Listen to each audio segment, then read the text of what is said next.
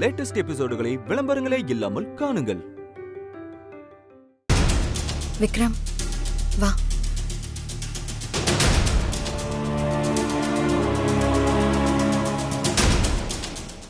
சரி, நீ சொல்லு, அவ எங்க போனான்னு. இல்ல மேடம், அது இங்க எல்லாரும் முன்னாடி சொல்ல முடியாது. கார்த்திக் சார்கிட்டையும் காந்திமதி அம்மா கிட்டையும் நான் தனியா சொல்லிக்கிறேன்.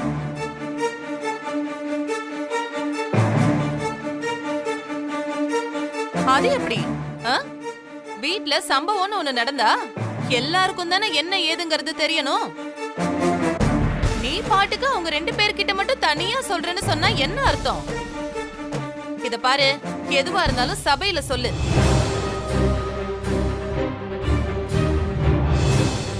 இல்ல, இங்க என்னால சொல்ல முடியாது. நாகு, வினய் தம்பி சொல்றது சரிதான். இது எங்க வீட்டு விஷயம். எங்களுக்கு மட்டும் தெரிஞ்சா போதும். போய் கோயிலுக்கு கிளம்பு. போன்னு சொல்றல்ல, போ.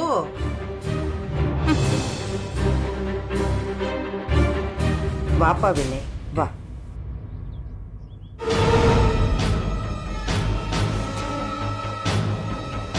இப்ப சொல்லு வினய், மித்ரா எதுக்கு எங்க கிட்ட கூட சொல்லாம அவ பாட்டுக்கு கிளம்பி போனா? யார் அவளை இங்க இருந்து போக சொன்னது? உன்னதான் கேக்குறேன், சொல்லு வினய். அவ இங்க இருந்து போறதுக்கு யார் காரணம்னு? சாரி மேடம், நான் தான் காரணம். அப்பவே நினைச்சேன் இவன் நடவடிக்கையெல்லாம் ஒரு மாறி இருக்கேன்னு. நான் தான் ஆதாரம் இல்லாம யாரையும் சந்தேகப்படக்கூடாதுன்னு அப்படியே விட்டுட்டேன். இவன் சொல்றத பார்த்தா இவன் அப்போல இருந்தே கண்காணிச்சிருக்கணும் போல இருக்கேன். நீ காரணமா? என்னப்பா சொல்ற வினய்? மித்ரா இங்கேருந்து கிளம்பி போனதுக்கு நீ எப்படிப்பா காரணமாக முடியும்? நீ சொல்றது எனக்கு ஒன்றும் புரியல வினய். மேடம், நேற்று நைட்டு ஒரு தப்பு நடந்து போச்சு மேடம். தப்பா? வினய், நீங்க என்ன சொல்ல வரீங்க? சுத்தி வளைக்காம சொல்லுங்க. கார்த்திக், நீ கொஞ்ச நேரம் அமைதியா இரு. வினய், நீ சொல்லுப்பா. மித்ரா இங்க இருந்து யாருக்கு தெரியாம போறதுக்கு நேற்று நைட்டு என்ன தப்பு நடந்தது சொல்லு. மேடம், அது வந்து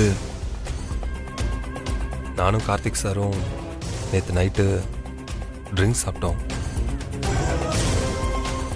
அப்போ லைட்டா போதை ஏறினதும் சார் அவரோட மனசுல இருந்த ஆதங்கத்தெல்லாம் கொட்ட ஆரம்பிச்சிட்டாரு.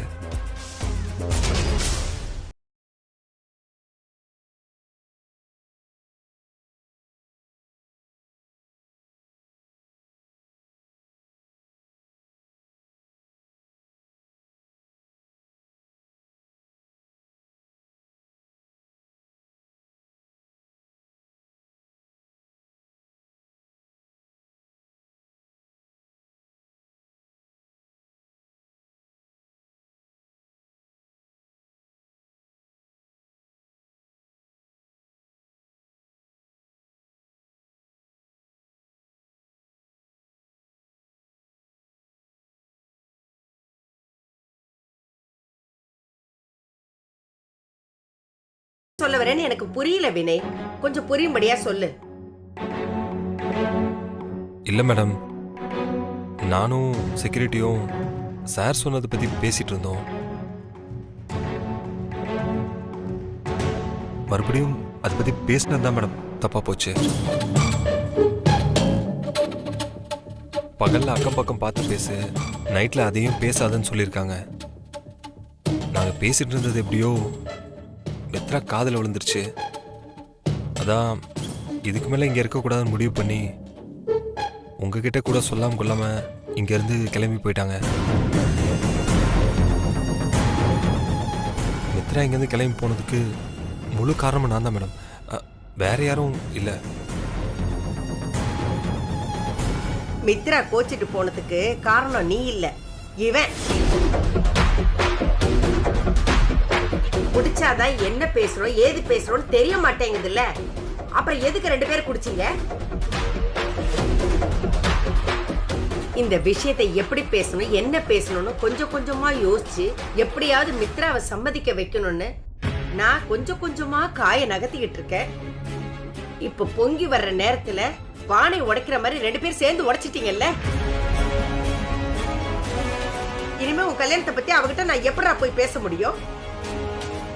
இத பத்தி பேச ஆரம்பிச்சோன்னு வச்சுக்கோ, அவ பையனை கூப்பிட்டுக்கிட்டு கிளம்ப மாட்டான்னு என்ன நிச்சயம்? Madam sorry madam. Sorry sir. பண்றதெல்லாம் பண்ணிட்டு இப்ப வந்து சாரி கேளு. இனிமே இத பத்தி யாராவது பேசுனீங்கன்னு தெரிஞ்சது தொலைச்சிருவேன் 2 பேரையும் சொல்லிட்டேன். போங்க. அட போங்கன்னு சொல்றேன்ல. Sorry sir. உனக்கு தனியா சொல்லணுமா? போ.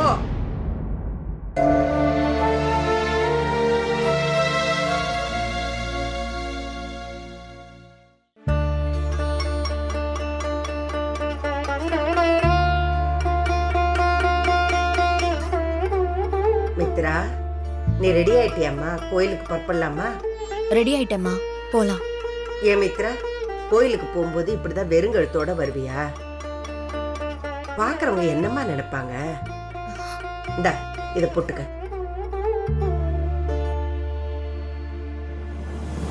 நீ என்ன நினைக்கிறேன்னு எனக்கு புரியுதுமா. கழட்டி கொடுத்த நகைய திரும்பவும் கொண்டு வந்து கொடுக்கறாளே, மறுபடியும் கல்யாண பேச்சு எடுப்பாளோன்னு தானே நினைக்கிற?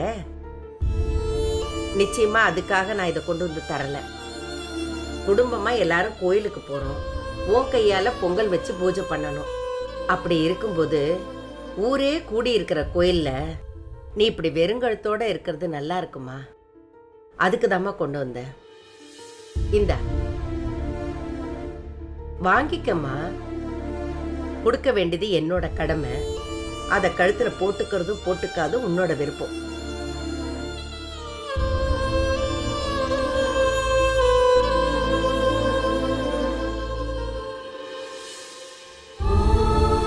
உனக்கு இங்க யார் மேலேயாவது கோபமோ வருத்தமோ இருந்தா நீ என்கிட்ட வந்து அவங்க அப்படி பேசிட்டாங்க இப்படி பேசிட்டாங்கன்னு தாராளமா சொல்லலாம்.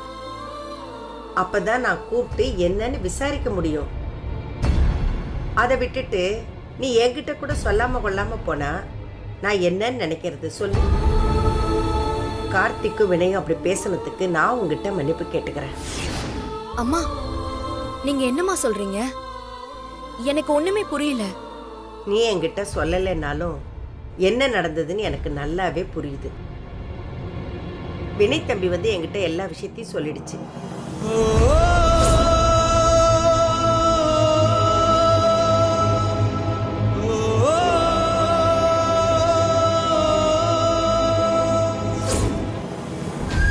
நான் ஏன் வீட்டை விட்டு போனேன்னு தெரியாம இருக்க வினய் இந்த விஷயத்த சொல்லி சமாளிச்சிருப்பாரு போல. இங்க நடந்தது எதையும் தயவு செஞ்சு மனசுல வச்சுக்காத மித்ரா. அந்த பசங்க பண்ணதுக்காக நான் உங்ககிட்ட மன்னிப்பு கேட்டுக்கிறேன். ஐயோ அம்மா, இதுக்கெல்லாம் போய் ஏமா நீங்க மன்னிப்பு கேட்டுட்டு இருக்கீங்க? நான் எப்ப திரும்பி வந்தேனோ அப்பவே நான் எல்லாத்தையும் மறந்துட்டேம்மா. ரொம்ப சந்தோஷமா. இனிமே யாரும் அனாவசியமா உங்ககிட்ட வந்து கல்யாண விஷயத்தை பத்தி பேச மாட்டாங்க. அதுக்கு நான் உனக்கு உறுதி தரேன். போதுமா?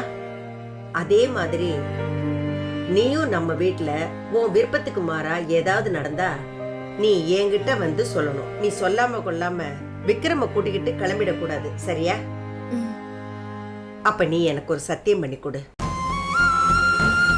என்கிட்ட சொல்லாம இனிமே வீட்டை விட்டு போக மாட்டேன்னு சொல்லி சத்தியம் பண்ணு. பண்ணு மித்ரா.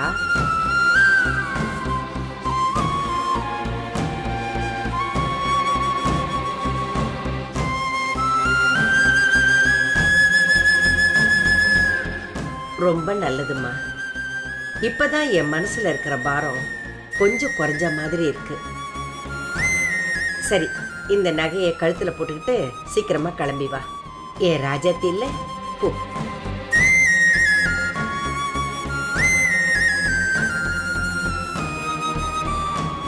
எப்படியோ மித்ராவை சமாதானப்படுத்தியாச்சு.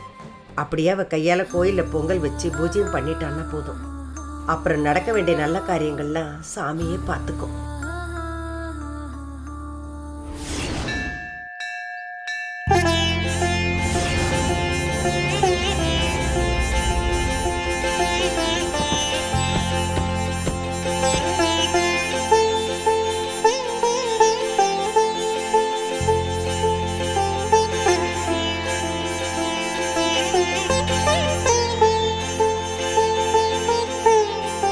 அம்மா தாயே, நீ தான் எல்லாத்தையும் நல்லபடியா முடிச்சு கொடுத்து என் வேண்டுதலை நிறைவேற்றணும்.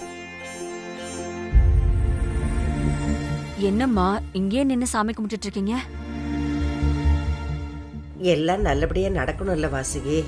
அந்த ஜோசியர் சொன்ன மாதிரி மித்ரா கையால பொங்கல் வச்சு படைச்சிட்டான்னா அவ என் வீட்டு மருமகள் ஆயிடுவாள்ல.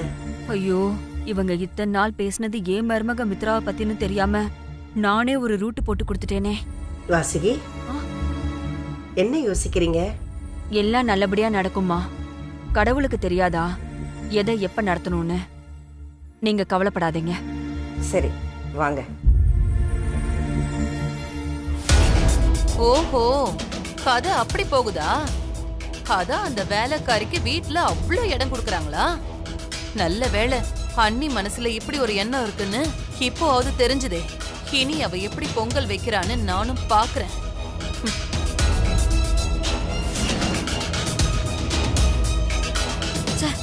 இப்படி முட்டாள்தனம் பண்ணிட்டேனே. என் மருமக என் முன்னாடியே இன்னொருத்தருக்கு மருமகள் ஆகுறதா? இல்ல, இது நடக்க கூடாது. என்ன செய்யலாம்? பேசாம மித்ரா கிட்டயே விஷயத்த சொல்லிடலாமா? இதுக்குதான் பொங்கல் வைக்க வந்திருக்காங்கன்னு தெரிஞ்சா மித்ரா கொஞ்சம் யோசிக்க வாய்ப்பு இருக்கு. இதுதான் சரியான வழி. மித்ரா கிட்ட சொல்லிடலாம்.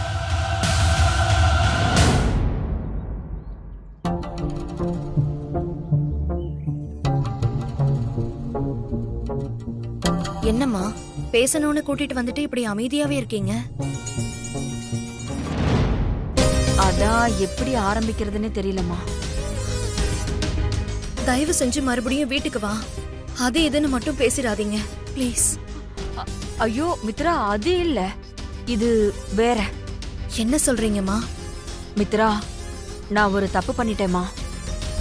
நீதான் காந்திமதி அம்மா வீட்ல இருக்கிற பொண்ணுன்னு தெரியாம அவங்க பையனுக்கும் உனக்கும் கல்யாணம் பண்ணி வச்சிடலான்னு நானும் அந்த அம்மா கூட சேர்ந்து நினைச்சிட்டு இருந்தேம்மா. நான் அவங்கள கூப்பிட்டுக்கிட்டு ஒரு ஜோசியர் வீட்டுக்கு போனோம். அவர்தான் காந்திமதி அம்மா குலதெய்வம் கோயில்ல நீ உன் கையால பொங்கல் வச்சு படைச்சா அவங்க மனசு மாறி அவங்க பையனை கல்யாணம் பண்ணிக்க ஒத்துப்பேன்னு சொன்னாரு. அதுக்குதாமா உன்னை இங்க கூட்டிட்டு வந்திருக்காங்க. நானும் இந்த விஷயத்துக்காக தான் இங்க வந்தேன். அதனால நீ எப்படியாவது பொங்கல் வைக்கிற விஷயத்த அவாய்ட் பண்ணிடுமா.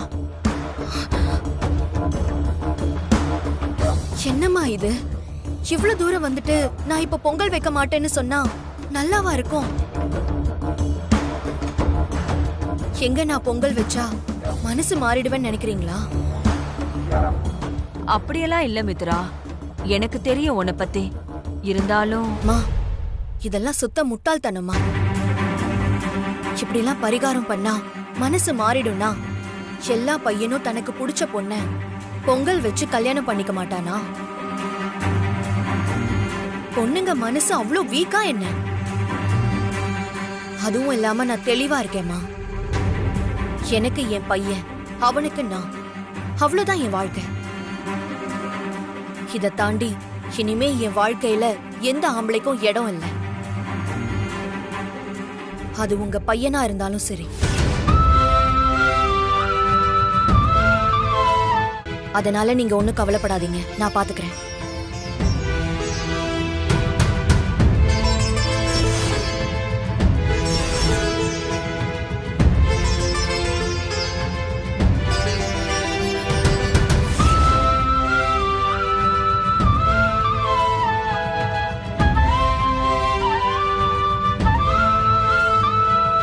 மித்ரா, பொங்கல் வைக்க நேரம் ஆயிடுச்சுமா. எல்லாரும் உனக்காக தான் இங்க காத்துக்கிட்டு இருக்காங்க. இதோ போறேம்மா.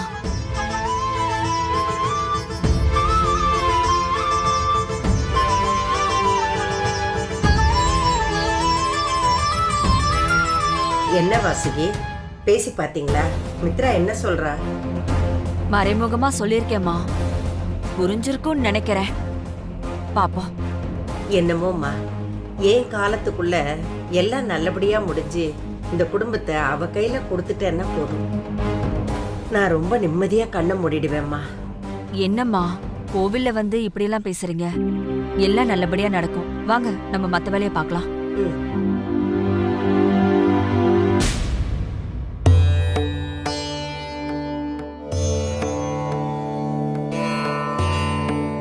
எந்த பிரச்சனையும் இல்லாம மித்ரா கையால பொங்கல் வைக்க ஏற்பாடு பண்ணிட்டேன்.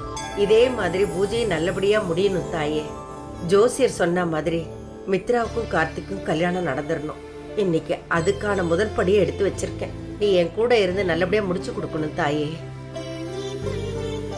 அம்மா, சாமியை வேண்டிக்கிட்டு பொங்க பானை எடுத்து அடுப்புல வைங்க. நல்லா வேண்டிக்கிட்டு போங்க. நில்லடி. என்ன என்ன முந்திக்கிட்டு போய் பொங்க பானையில கை வைக்க போற? வேலைக்காரினா வீட்டுல பொங்கி போடுறதோட நிப்பாட்டிக்கணும். கோயிலுக்கு வந்தோமா, சாமி கும்பிட்டோமா, ஓரமா போய் உட்கார்ந்தோமான்னு இருக்கணும். புரியுதா? போ, நாங்க பாத்துக்கிறோம். என்ன நாங்க பண்ணிட்டு இருக்க? நீ மித்ராவை நான் தான் பொங்க வைக்க சொன்னேன்.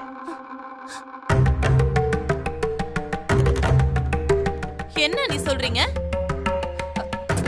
அவ எப்படி நம்ம குலதெய்வ கோயிலுக்கு பொங்க வைக்க முடியும்? நம்ம குடும்பத்துல இத்தனை பேர் இருக்கோம்ல, யாராவது ஒருத்தர் தானே பொங்க வைக்க முடியும். இத பாரு, இதெல்லாம் எனக்கு நல்லாவே தெரியும். நீ ஒண்ணு எனக்கு சொல்லி தர வேண்டிய அவசியம் இல்ல.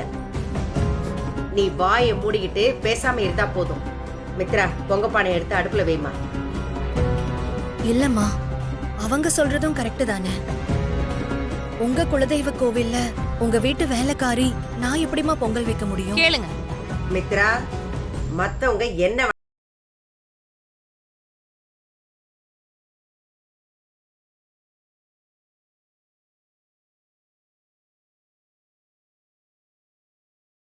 நான் சொல்றேன், என் குடும்பத்து சார்பா நீதான் பொங்க வைக்கிற. அம்மா, அக்கா, அதான் பாட்டியே சொல்லிட்டாங்கல்ல, அதுக்கப்புறம் என்ன யோசிச்சுட்டு இருக்கீங்க? எடுத்து வைங்கக்கா. ஆமா மித்ரா, அடுத்தவங்களுக்காக நாம சாமி கிட்ட வேண்டிக்கிறது இல்லையா, அது மாதிரிதான் இதுவும். இப்ப பொங்க வச்சு அதனால கிடைக்கிற நன்மை எல்லாம் நம்ம குடும்பத்துக்கும் சேரணும்னு வேண்டிக்கிட்டு பொங்க வைங்க. சாமி என்ன மாட்ட நான் சொல்ல போகுது.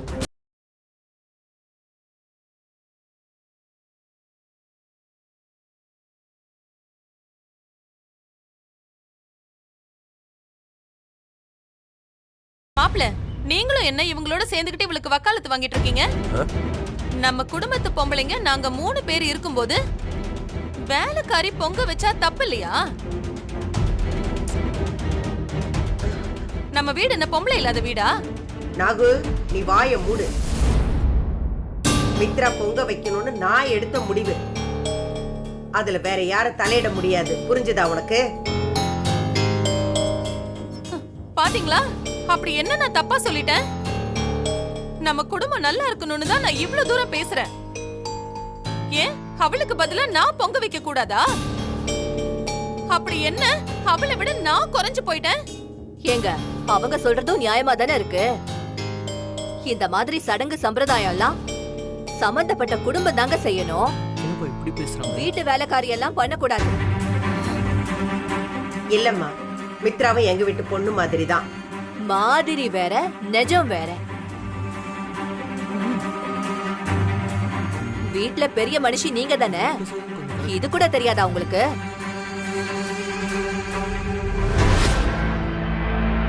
இங்க பாருங்கம்மா, இது எங்க வீட்டு விவகாரம். இதுல தேவையில்லாம நீங்க தலையிடாதீங்க.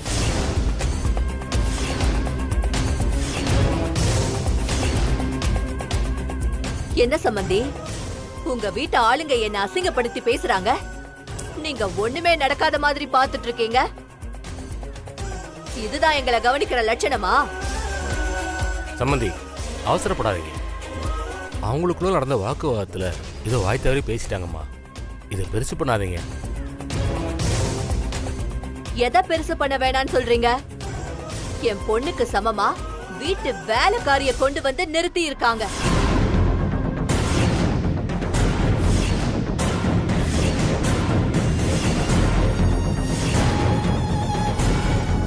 இதை விட அசிங்கம் வேற என்ன இருக்க போகுது? கல்யாணம் முடியறதுக்கு முன்னாடியே இப்படி, கல்யாணம் நடந்த பின்னாடி என்னெல்லாம் அசிங்கம் நடக்குமோ? பொங்கலும் வைக்க வேண்டாம், ஒரு மண்ணும் வைக்க வேண்டாம். வா. சம்மந்தி அவசரப்படாதீங்க சம்மந்தி. அண்ணி பேசுனதுக்காக நான் உங்ககிட்ட மன்னிப்பு கேட்டுக்கிறேன். போகாதீங்க சம்மந்தி, இங்கேயே இருங்க. சம்மந்தி ஐயா சொன்ன. வா. என்னங்க?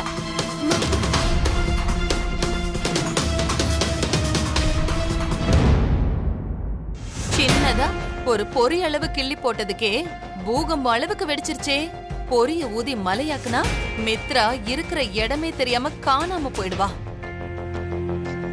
என்ன அண்ணி, பெரியவங்க நீங்களே இப்படி வார்த்தையை விட்டா எப்படி? பாருங்க, இப்ப போய் யாரு அவங்கள சமாதானம் பண்ணி கூட்டு வருது? நான் வேணும்னா பொங்கல் வைக்காம ஒதுங்கி போயிடுறேம்மா. நீங்க போய் எங்க வேலைக்காரி போயிட்டா நீங்க வாங்கன்னு கூப்பிட்டு பாருங்களேன், அவங்க கண்டிப்பா வருவாங்க. மித்ரா, இதுக்கு நான் ஒத்துக்கவே மாட்டேன். இங்க கலவரமே நடந்தாலும் சரி, நம்ம குடும்பத்து சார்பா நீ தான் பொங்கல் வைக்கிற.